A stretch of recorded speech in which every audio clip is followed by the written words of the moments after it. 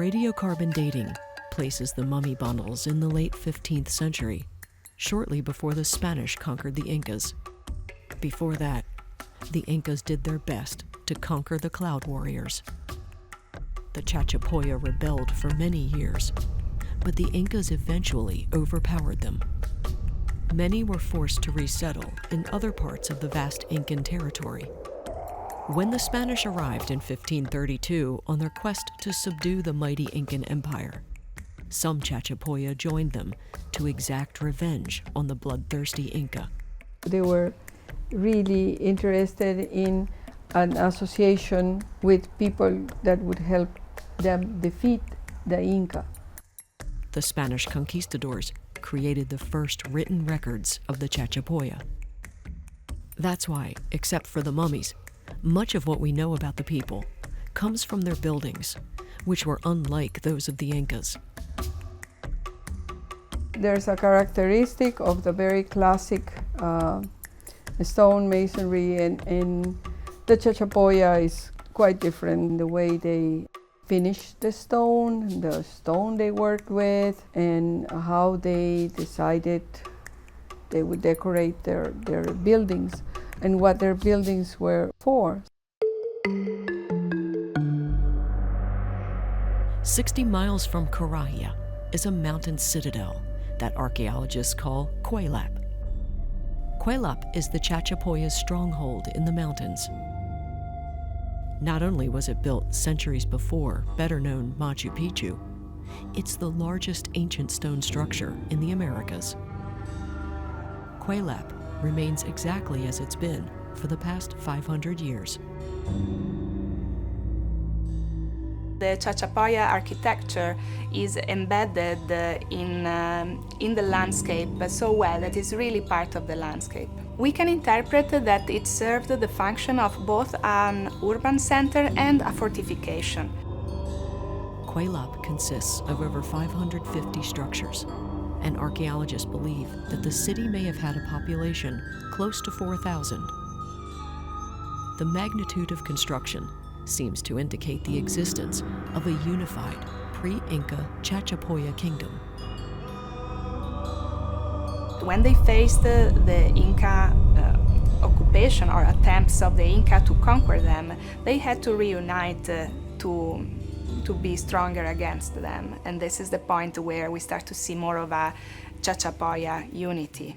The pre-contact people of Amazonas and the Andes created spectacular structures without the tools we take for granted. They also didn't have the wheel. If you think of something is missing, but they developed such a complex culture that they could build impressive monumental buildings. Vast stretches of forested terrain still remains unexplored by scientists. Today, archaeologists strive to document Chachapoya settlements and cliff tombs prior to the arrival of the Spanish.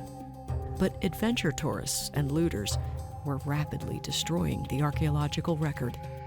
The scientists want to answer the biggest question of all: who were the Chachapoya? Spanish records reported that some were tall, fair-skinned, with blonde hair, and other pre-Inca cultures left tantalizing clues. But the experts don't agree.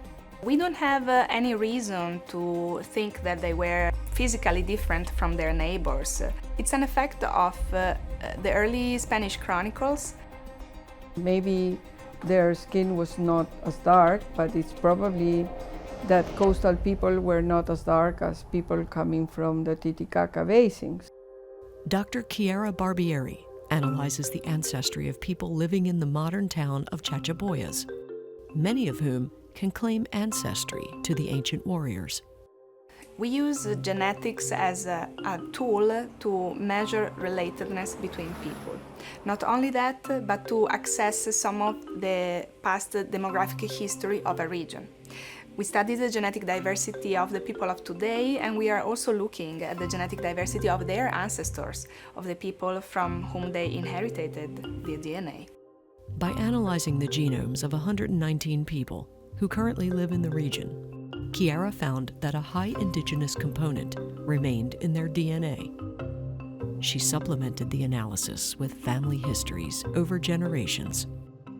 And so we would go from person to person, giving us some information, telling us more about the history, or directly by being an anonymous DNA participant in the DNA survey. She found that some genetic profiles in modern-day Chachapoyas were not found anywhere else, even in other Andean regions. Possibly they are the descendants of the Chachapoya people. Further evidence that the mighty cloud warriors didn't disappear completely is found in the language spoken in the modern-day town of Chachapoyas. Their language was possibly this mysterious language Chacha, but this might have still persisted until today. We call it a linguistic substrate. The way that the people speak today is influenced by the way that their parents were speaking and their grandparents were speaking. It's something that we can think of like having an accent. And the reach of the ancient Chachapoya people may have been wider than some scholars thought. The Chachapoya did not only live in the cloud forest. There were populations from this Chachapoya time that lived in valleys, that live in higher altitudes, and so forth. So the people that still live in the Amazonas region, they can call themselves descendants of these ancient societies. People living in Amazonas today wish to preserve their heritage,